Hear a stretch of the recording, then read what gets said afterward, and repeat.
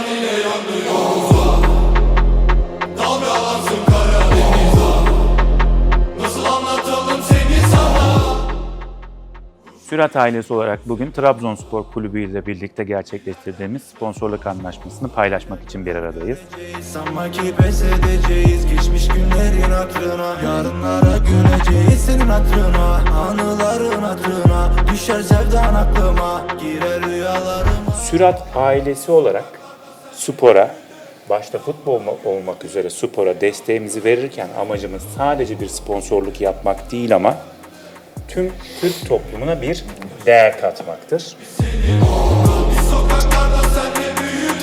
Biz tabii Trabzonspor'da hep önemli sloganlarımızdan biri hırsımızla, inancımızla, inadımızla başarıydı. Artık süratımızla da diye buna ilave edeceğiz.